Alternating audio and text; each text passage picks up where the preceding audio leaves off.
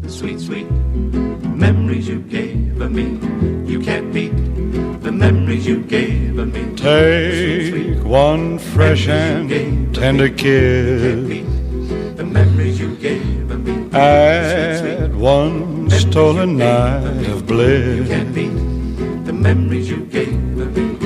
One girl, one boy, some grief, some joy. Memories are made of this. Maybe we could do the wave like Fenway Park. How does the Queen do it like this? Well, welcome, folks. We're here again. We got a new show. It's a great show. Well, what do you think I'm going to say? This is a lousy show. Change the channel. No. As usual, we have a thing that's really kind of dedicated to seniors, and then we have a segment on a general topic that you're going to find great. First of all, we're going to talk about fitness for seniors. We made a visit to the Ipswich YMCA. One of the personal trainers, Kerri O'Connor, was kind enough, I should say, to let us tape her presentation. She does it Monday, Wednesday, and Friday. It's called Fitness for 50 years old and above, and it's from 11 to 12, and it's free if you're a member of the Y. And I partook of most of it. I had to leave, not because I was getting beat up, but I had another appointment, okay? But it's quite a workout. She starts by limbering you up with, anyhow, watch the segment, get yourself down to the YMCA. Fitness is important at any stage in your life, but I think it's particularly important for seniors. I'm in my late 70s. I've noticed my agility a little bit off, so I've been trying to get to the Y, and it helps you balance, and you know something? It helps you mentally, you feel better. Our second segment is with our old friend Joe Carlin, and he does a fantastic presentation on the foods of New England, with particular emphasis on Massachusetts. And if you're a senior and your memory reflects on the 1950s, the 1960s, you're going to thoroughly enjoy some of the products that he talks about. So anyhow, with that said and done, let's get rolling.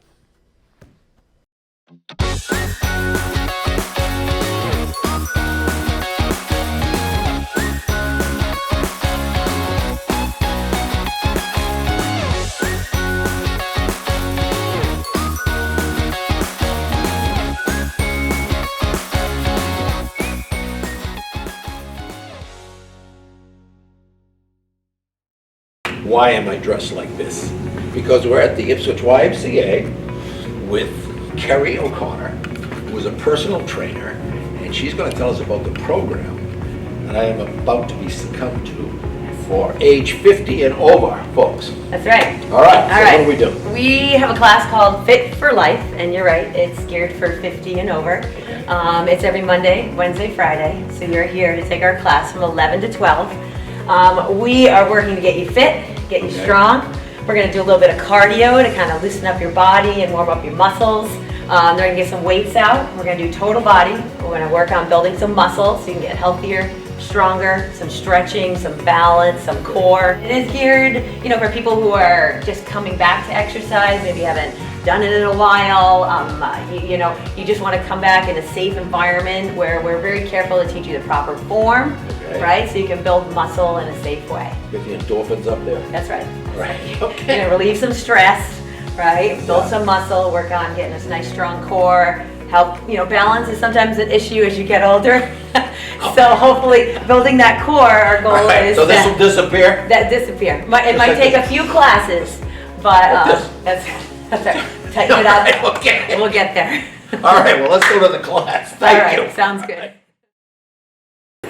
All right, so we say welcome to our Fit for Life class, right? Every Monday, Wednesday, Friday, 11 to 12. We're going to rock, we're going to get strong, right? We're going to get that body moving. So let's get some music on and have some fun here. All right, let's march it out. Here we go.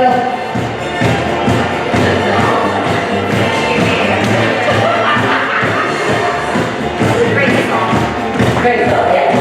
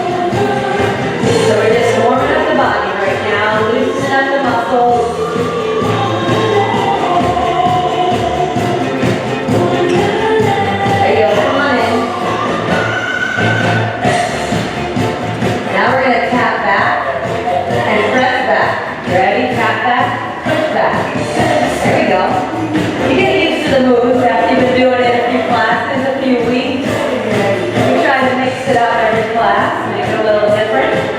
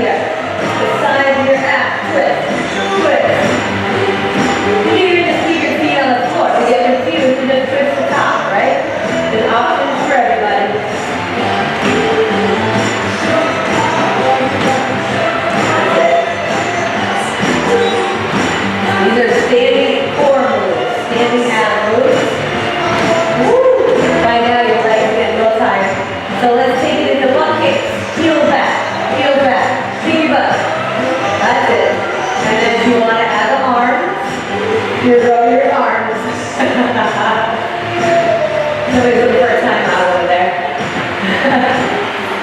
Almost there. We're gonna grab some weights in a second. 8, 7, 6, 5, 4, 3, 2, and 1. And done. Let's slide over here a little bit. Before we get our weights, we have to show Paul our grapevine. Okay? You're not out yet. Come on. We're going to be going 3 steps to the right. 1, 2, 3, tap. 1, 2, 3, tap. Now, see this? Brain's working. Strong body, strong mind. Tap. 1, 2, 3, tap. 1, 2, 3, tap. 1, 2, 3, tap.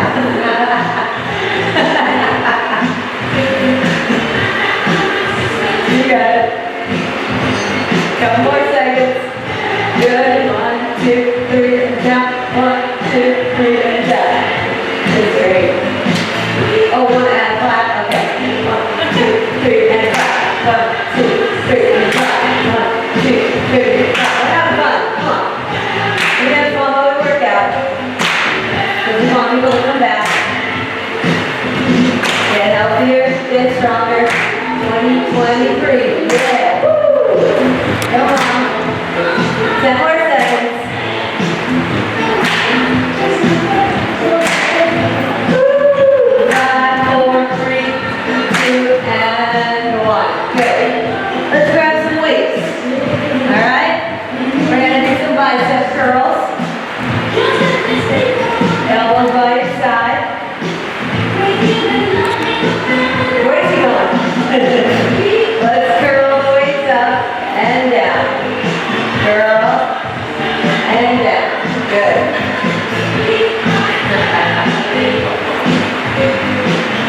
Good. Good job. Good. We want to let people know that we get some cardio in, we get some weights in this class, right?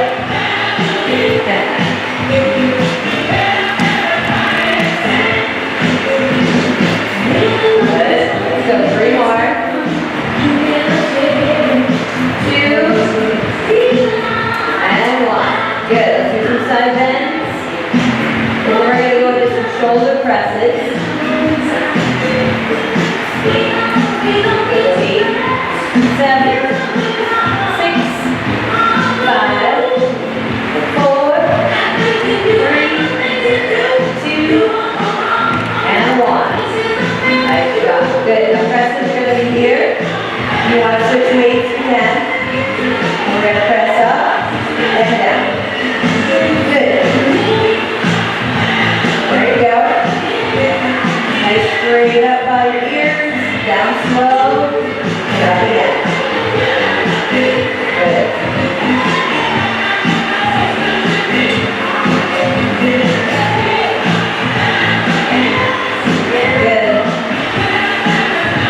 Exhale as you press.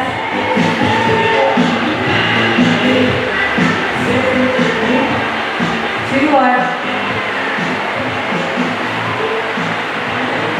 Good job. Excellent. We're going to do a set of squats. Okay, so you can put one weight down, or if you want to have 2 weights, you can. We're going to squat down, and we're going to come up. Okay? Just a little variety here. There you go. Press through the heels, and up. Head up. Core tight. Good.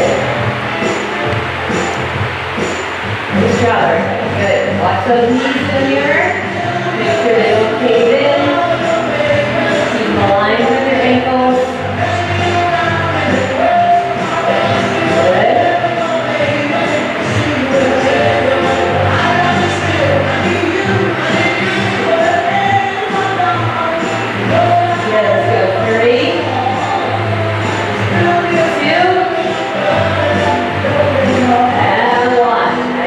Grab that second weight again. We're going back to those bicep curls. Okay.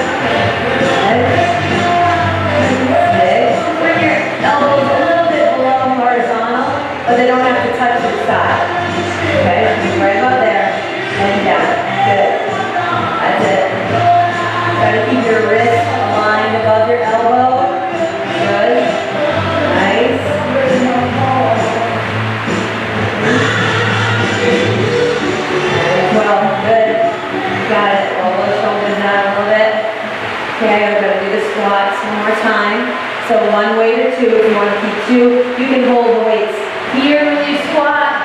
You can hold the weights here when you squat. Okay, just try not to round your back. Keep that nice flat back. I'll hold mine here since I have two. Okay? That's it. Good form. Weight in the heels.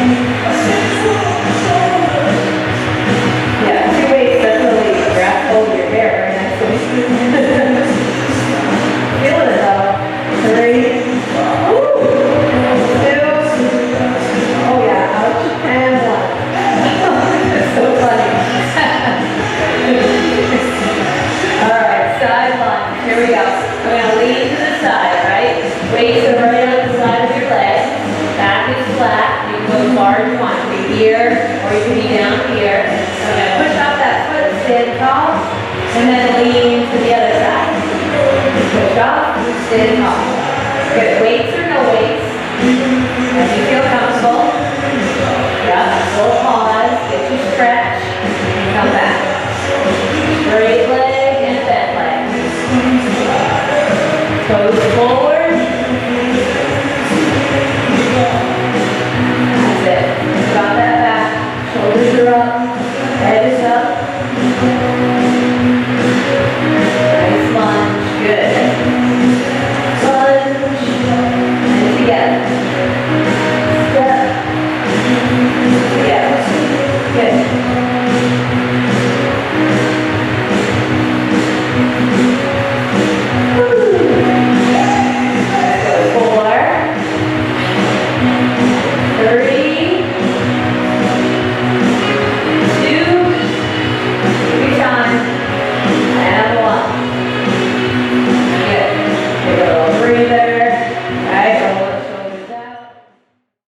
Thank you for joining us here at the Ipswich YMCA Fit for Life class. Hope you had fun watching. Come on down Monday, Wednesdays, Fridays, 11 to 12. Join us and let's get fit together.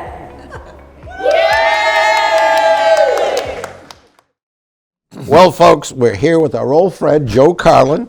If you're a devotee of this program, you've seen him when we did a talk on rum cocktails, on the clam. Today, we're talking about the food of New England, particular emphasis on Massachusetts. Yes, Paul, thank you for inviting me It's always fun to see and have you. Today. I think we'll have some fun. Okay. This is a subject I talked about 2 weeks ago to the Ipswich Museum, and they seem to have a lot of fun reminiscing about the foods of their childhood here in New England. Okay. And so I put this program together for them after thinking about my own experience here in Massachusetts for the first time. Yep. I came from Philly. Okay. And in Philly, a sandwich was called a hoagie. Yeah. I get up here and it's called a grinder. Or a submarine. Or a submarine. And you know, Paul, I never had an English muffin in my life until I came up here to Massachusetts. I didn't know they existed. No, probably a slice of Boston cream pie. Yes. Okay. That was new to me also. Right. But let me tell you a little bit about the history Shoot. of some of the foods here in New England.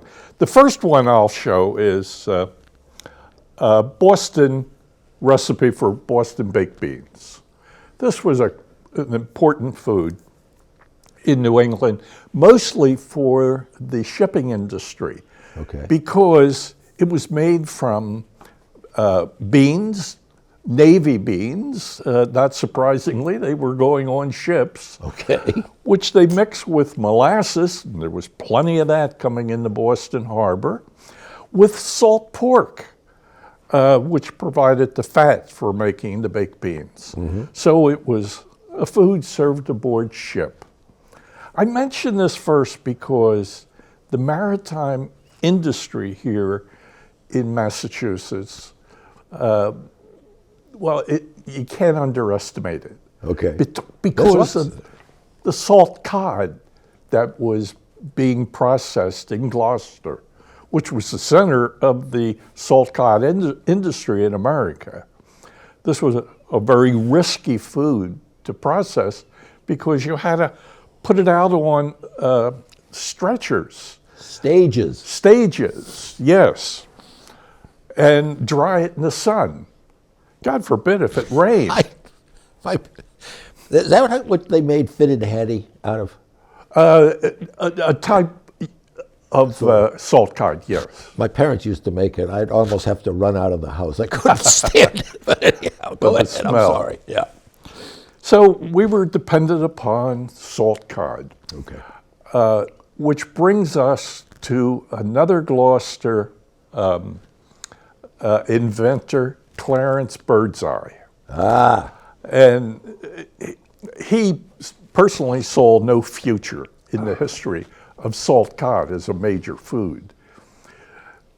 But curiously enough, he had worked for the Department of Agriculture, and he was sent to Labrador as a naturalist. And there he learned from the Inuit natives how to ice fish during the winter at 40 below zero. Wow. And he would pull a fish up and it would freeze immediately. And he realized that 6 months later, it tasted as fresh as it did. Whoa. That gave him the idea for frozen foods. Huh? Absolutely. Wow. And that's what he set out to do. Yeah. He was able to develop 300 patents. Wow. And more surprisingly, who sails into Gloucester Harbor on her yacht? Marjorie Merriweather Post. Wow. The daughter of C.W. Post, who invented the Post Cereal Company. Wow. And when he died, she took over. Well, her chef went into Gloucester and picked up some food to make lunch for her. And he made duck. He had bought a frozen duck from Clarence Birdseye. That is unbelievable. And she said, this is the first time I have ever ate a food that's been dead for 6 months. Well, she called Clarence in. And the long story is, the short story is, she bought him out. Wow. And changed the name of his company from the General Seafood Company to General Foods. Wow. And then went out on a buying spree and bought Jell-O and Maxwell House coffee and Baker chocolate that was developed in Dorchester. She might have been quite a lady. Yes. Wow. She was one of the great business women of the 20th century. Yeah. And of course, we all know where she lived, in Mar-a-Lago in West Palm Beach, Florida. That's right. Yes. I remember reading that. Oh my goodness. Oh my goodness. So the story This goes is not a full political circle. statement. No. She was a great businesswoman. Okay, no, it's fascinating. And but the interesting story about Birdseye, by the way, Birdseye was spelled as one word, but the General Food Company, they changed it to Bird's Eye. Okay. So it's two words. And there was no market for frozen food. So they had to develop a market. So they were able to recruit 13 stores in Springfield, Massachusetts, to sell the first frozen food in America. Wow. And then appliance manufacturers got in the business of developing freezers. Wow. To take it home. Incredible. So Great story. But while we're talking about ships and sailing, oyster crackers. Well, they were also called hardtack, Okay. common crackers, pilot bread. This is what sailors ate with their chowder aboard ship. Oh God, any of the old whaling stories, they always had hardtack. You know? Hardtack. Yeah. That was another name for it. Yep. And this was one made in Massachusetts called from Westminster. Now they're no longer in Westminster. They have moved to Vermont since. Yes. I've seen them. You can buy the little packets. A little package, Yeah. yes. They're very popular in restaurants. Almost a necessity for chowder. Absolutely. Okay. And I like the way you pronounce chowder. I still have my Philadelphia accent. At least you're not going to talk about Philly cheesesteaks. You're not going to. No. We're here in New England. Okay. So here's an envelope of Birdseye frozen vegetables. Man, that's a fond memory of my childhood. I can remember Birdseye frozen peas. Absolutely. And they were great because they were really green as opposed to that pale color that you got in canned Well, peas. absolutely. And that's why when they were sold in Springfield, women didn't have a freezer to put them in. What they did, they took it home and they immediately cooked it. Okay. That was the advantage of having this bright, fresh-looking food. Wow. We can't go much further without talking about Prince. Prince spaghetti. This was invented in 1912 in the north end of Boston. As not surprisingly, on Prince Street, which is very close to Pizzeria Regino. Yes, yes. One of my favorite parts of Boston is the North End. Yes. One of the things that viewers may remember is back in the 60s and 70s and 80s, Wednesday was promoted by Prince as Prince Spaghetti Day. We're going to stop here for a minute, and you're going to look at a tape of the famous ad. Okay. Anthony. Anthony.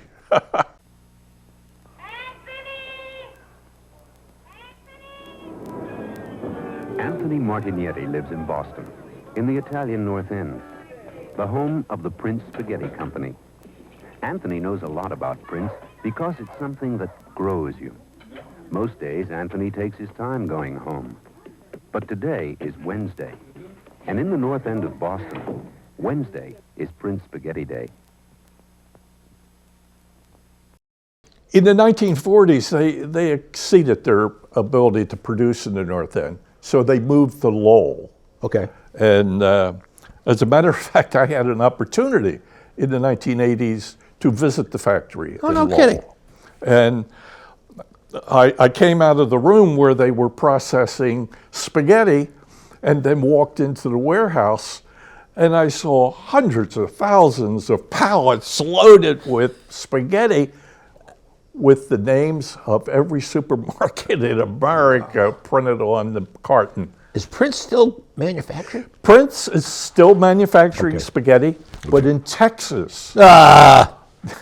It's now a Texas a company. Not surprisingly, central distribution from America. Something just occurred to me, and I want to touch upon it. Back to the beans. The beans actually go back to the days of the Puritans, right? Okay. Joe and I are discussing before we were taping this story that I had learned from my duck tour days, that there was a famous strike by the prisoners in the Puritan days, and they stopped eating because they were fed up and tired of having lobsters, and they wanted to have baked beans like they're like the Puritans. I've read that story. I love it. Many different anthologies. Right. There's probably some truth in it. Okay. But anyhow, go ahead. But, sorry. But we can't go much further, Paul, without talking about marshmallow fluff. This is a wonderful product. It was invented, let me make sure I got the right dates here, in 1920 by Alan Durkee and Fred Maurer. Wow. And if you're attentive enough and you're riding the train from Ipswich into Boston, and you look out the right-hand side window just as you're going into Lynn, you will see the sign, Durkee Maurer, where marshmallow fluff was made. I have incredible, this is amazing. This is a trip down memory lane for me. Because when I was a kid, anytime I had hot chocolate, I'd put a spoonful of marshmallow fluff. And another old Boston institution, Brigham's Ice Cream. Yes. We would get some Brigham's ice cream and with hot fudge sauce, and I would take some marshmallow fluff, mix it with a little bit of water, put it on the stove for ever so short a time, and put it on top of the hot fudge. Oh, that sounds delicious. It was incredible. If you want to see something delicious, go to Marshmallow Fluff website. Okay. And they have a page called The Scrapbook. And it's just hundreds of pictures of children playing with marshmallow fluff and getting it all over their hands and faces. Well, Fluffernutter. Exactly. A peanut butter and marshmallow sandwich. God, I used to devour them. Anyhow. Great. That's it. There's another product here. I really love this product. Trappist jellies, made here in Massachusetts, in Spencer, Mass, by the Trappist monks. Is that raspberry? This happens to be strawberry. I had Trappist raspberry this morning on my toast. I had a strawberry on my English muffin this morning. Some people consider their strawberry preserve here the best in America. It's been voted #1. The raspberry isn't too shabby, though, I'll tell you. Oh, no. We have all of them. Orange marmalade. Oh, I'm sorry.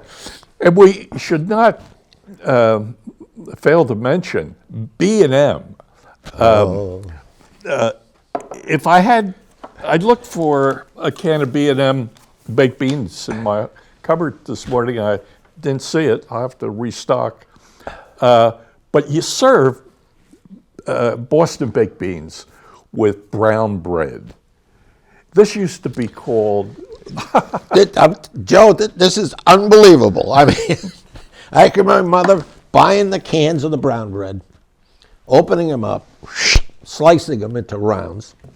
Absolutely. And you know, this is also great with another New England dish, fish cakes. That's salt cod again.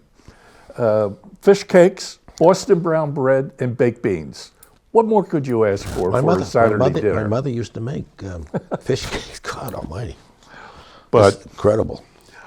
Ed, we can't go far without mentioning Cape Cod potato chips. This was invented in 1980. So it's sea salt? Pardon? Sea salt. Yes. Yes. My favorite. Yes. Kettle cooked. This is the original version, I believe. Okay. This was a real winner when it came out because this was a potato chip that didn't break when you put it into your dip. You could actually scoop up a good mouthful of it and it would hold its integrity. Wow. Because of the way it was dipped in a kettle into hot fat instead of moving through fat on a conveyor belt. Okay. So, and by the way, potato chips, they are reportedly, they were invented in Saratoga, New York. But really? Here in Massachusetts, when they were sold during the beginning of the 20th century, they always picked up the name of the town they were sold in. So they would be called Revere chips or Rehoboth chips. Okay. That's how they were marketed. Yeah. Hence Cape Cod. And Cape Cod. Okay. Well, they were invented in Hyannis, so it makes sense. Okay. All right. We'll accept that. But they were bought out a couple years later by the Anheuser-Busch Company. Oh, I remember this. Yes. I remember this. And then that didn't work out for Anheuser-Busch, so they were glad to get rid of the company. So the original company in Hyannis bought it back. That's a great story. That's a great story. A fight for the independence of the smaller man or whatever. I have to mention Rumford baking powder, which is another Massachusetts invention. Anyone who lives here in Ipswich and has a first period house built before 1725 probably doesn't have a Rumford fireplace. But anything built after 1800 or had their fireplaces retrofitted has a Rumford fireplace in it. It's the slanting walls that make it a Rumford fireplace. He was an inventor. What, to project more heat? To project more heat out into the room. Okay. But also, it changed the way the draft worked in drawing air in so the fire stays combustible, and it cuts down on particulate matter going out the chimney. It was his invention. We live in a house on High Street. It was built in 1812, 1817, I forget. We always argued with Mary Conley as to, but anyhow. we have a Rumford fireplace. I never knew what it was. In what we now call our dining room. And it Yes. has the slanted. Well, his real name was Benjamin Thompson, but he was a Tory.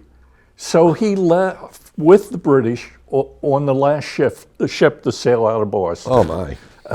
And he never came back to Boston, even though he wanted to. But in order to ingratiate himself with Americans, he funded the chair in chemistry at Harvard University. Good grief. And Do you make up this stuff? no, This is amazing. it's too good to make It's up. amazing. And the chair of the Department of Chemistry at Harvard University, with this new money and freedom Yeah. at Harvard, went and opened up a baking powder company in Providence, Rhode Island, and made his fortune making Rumford baking powder that endowed his chair. Incredible. That is amazing. So My I have goodness. to mention two other food products that Massachusetts is famous for. Minute Maid concentrated orange juice. It's from Massachusetts? Yes, because during the Second World War, the Department of Defense wanted actually they wanted a dry orange juice that they could stir in the water for the soldiers. And the closest they could get to it was a concentrated orange juice. Okay. And after the war ended, the defense contract was canceled, but the developers of the product hired an advertising company and started marketing this concentrated orange juice. And they were looking for a name. And instead of Minuteman, it was called Minute Maid. Oh, my. Oh, you know, creating that image. Another memory from my childhood. The frozen, when my mother would say, okay, time to make the orange juice, you know. And Yes. you take the freezer and you mix it with water. And, oh, my goodness. And one other product that was MREs, meals ready to eat, that were developed for the Army. Well, all the defense departments. They were invented at the Army Natick Labs in Natick, Massachusetts. Wow. The Army Natick Labs is responsible for the development of feeding systems for all the armed services. Good God. I walked through their facilities one day, and they have a warehouse that has every piece of equipment that's used for preparing food, so they can test their recipes. Wow. For submarines, aircraft, tanks, whatever. Spam was invented for the service, wasn't it? Pardon me? Spam. I think it was during the Second World War. World War II. Yeah. Yes, and it was distributed throughout the Pacific. Wow. Known in Hawaii as Hawaiian steak. It's still one of the principal meat products in Guam and the Philippines today. It has a lot of fat in it, doesn't it? Yes. We used to have it as a kid. We'd fry it. Yes, I love the stuff. Yeah. Anyhow, I'm sorry. Oh, my God. The MREs were a big improvement over the sea rations that I had to eat during my Vietnam period. Okay. There's also another product. I wish I had it here, but there's good news about it. Mike's Pastry in the North End. A trip to the North End is not complete unless you go in to Mike's Pastry and buy a couple cannolis. Wow. And they put it in a box, and then they wrap it on all four corners with string, and you carry it out. The proud possessor of Mike's cannolis. It's on the main track, right? What's the main? I Salem? think that I don't think it's Salem Street. It's the Hanover Street. Hanover Street. That's Yes. right. Yeah. It's up. You walk Hanover and it's on your left. Yes, Yep. exactly. Shiny stuff. Oh, it's fantastic. Exactly. Yeah, absolutely. But I was just in Boston the other day, and Mike's Pastry has an outlet in North Station. Oh my goodness. Oh my goodness. That's dangerous. That'd be very dangerous for me if I still worked in Boston. So you still see Mike's boxes being carried Wow. onto the Wow. trains. Fantastic. Can we mention the state dessert of Massachusetts? The state dessert, well, there's so many desserts. I thought the Boston cream pie was official. The Boston cream pie was invented at the Parker House. The Parker House, along with Parker House rolls. Now, here's something that I'm sure you know. You mentioned Vietnam. Ho Chi Minh worked in the bakery department briefly at the Parker House Hotel. You're absolutely right. That's Paul. something else. He worked as a sous chef there. Really? Yes. Oh, wow. And he learned his culinary skills as a chef aboard ships sailing from Saigon to Marseille. Oh, my goodness. And he must have caught another freighter going to America, and so he spent his time cooking. We're in digressing Boston. here, but Vietnam was actually a colony of France. Pardon me? Oh, yes, yes. That's why Vietnamese tend to drink coffee as opposed to tea, right? They do drink coffee, and by the way, they make it in a city north of Saigon called Dalat. Okay. And Vietnamese coffee is some of the best coffee I've ever had in my life. All right, we digress. Oh, Let's but that's another story for the next show. for the next. So, We've covered it, I think, a lot of it. yes, God, there's so many things, I mean, that we could talk about Necco. Necco. The story on Necco is there were a lot of candy companies, really small little operations, and they weren't efficient. So they got together and formed what you would call a cartel Okay. in order to market their products. And they developed a name for their company called the New England Confectionery Company, Necco. Oh, Paul, I got to tell you, when I was a kid, we used to go out trick and treating on Halloween. You didn't get a roll of Necco wafers. You got one or two of them dropped into your bag. Yes. And you considered it a success at the end of the night if you could make a stack of them. Tell me this. Did you prefer the chocolate or the licorice ones? I'd like the licorice, tell you. I love the licorice ones. I love them. But this same practice happened with all the small bakers who were making hardtack. Okay. They formed a conglomeration called the National Biscuit Company. We recognize it today as Nabisco. Oh, wow. Yes. So these were two models for other models for small entrepreneurs to survive. Sure. And by the way, those Necco wafers, they were originally made with a pill machine from an apothecary. They would mix the sugar and then put it in this machine that would stamp it and make a wafer out of it. I'm not trying to one you up, but this is a fact about Necco. Necco donated a whole bunch of their Necco wafers to Admiral Byrd on his excursions to the Antarctic so that he could give the crew something with sugar for energy. You know, you're refreshing my memory. I remember reading that too and forgot about it. I'm sorry. It's just You know, Necco picked up other companies along the way.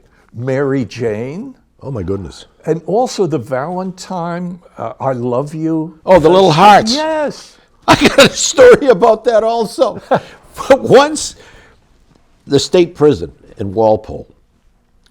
For some reason, for 1 year, the press was down in Cambridge, or wherever, when NECA was in Cambridge, and the job of making the Valentines was given to the prisoners at Walpole. Ah. But they decided to have a little bit of fun, and rather than I love you, it was sort of and other things it was. So the contract didn't last very long.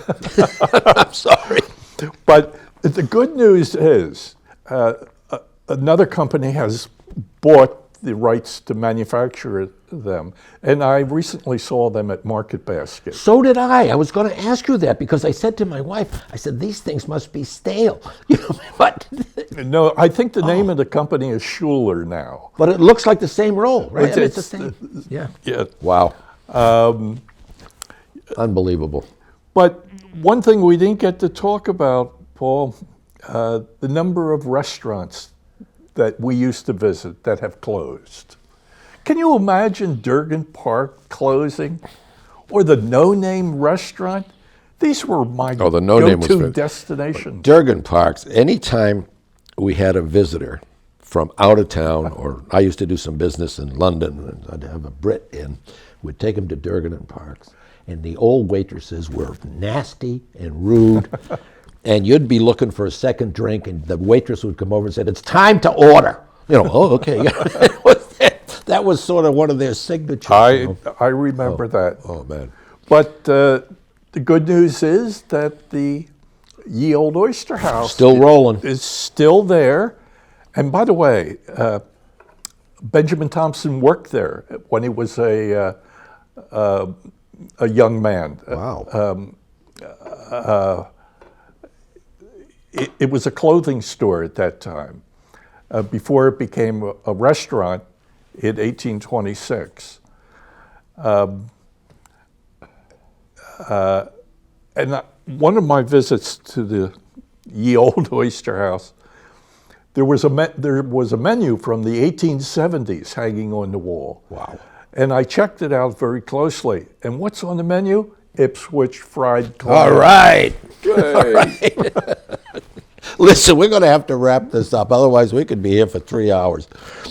But I got to tell my story about the Oyster House. Daniel Webster, when he was a member of the State House, I forget whether he was in the State Senate or Rep, used to have lunch frequently at the Oyster House. And he would sometimes have 3 or 4 plates of 6 oysters. Well, I've heard that. But with each plate, he would have a glass of brandy. So he must have been a real treat when he got home to Mrs. Webb. But anyhow, Joe, I want to thank you for coming. It's been a pleasure. It's a trip down memory lane, and we always love having you, and we look forward to your next venture, whatever it is. So, Okay. You got any ideas? Well, Pickles. I don't know. no, a tea. Oh, my goodness. Okay, so stay tuned. Come back, folks, and we'll get Joe Carlin's take on tea. All right, take it easy. What do you think, huh? That fitness thing is tremendous, and I have to tell you, the interview we had with Joe Carlin, it brought tears to my eyes. It made me laugh. It brought back memories of fluffernutter sandwiches and that famous TV ad for Prince Anthony. You know, it was Wednesday was Prince Spaghetti Day. And anyhow, get yourself down to that Y, though. Take care of yourself. Get some fitness exercises going, okay? This is our newsletter that comes out, and I've said this many, many times. You should be getting it if you're over 60. If you haven't, please go down to the Council on Aging, bottom floor of the town hall, or call them. It's 978-356-6650. Chock-a-block full of info, okay? But I do want to mention 2 new programs. Fitness, okay? This one is men's fitness. It's going to be held on Tuesdays. So this will start in March, I think. At 10:30, it's going to be 45 minutes. Get yourself down there. It's a good workout for men only, all right? Also in March, we're going to start a sign language teaching class. If you haven't seen it, rent it, the movie CODA. It won the Academy Award a couple of years ago, and I just happened to watch it in the past week or 2 weeks ago, I think I saw it. Fantastic. And it really gives you the importance of sign language for deaf people. But it'll be a great thing to do, okay? So with that said and done, this is Paul Valcour saying goodbye from COA today. Living smart, living well. Try to do just that.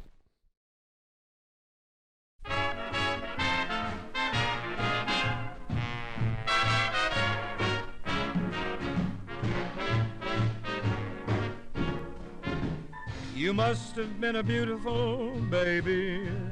You must have been a wonderful child.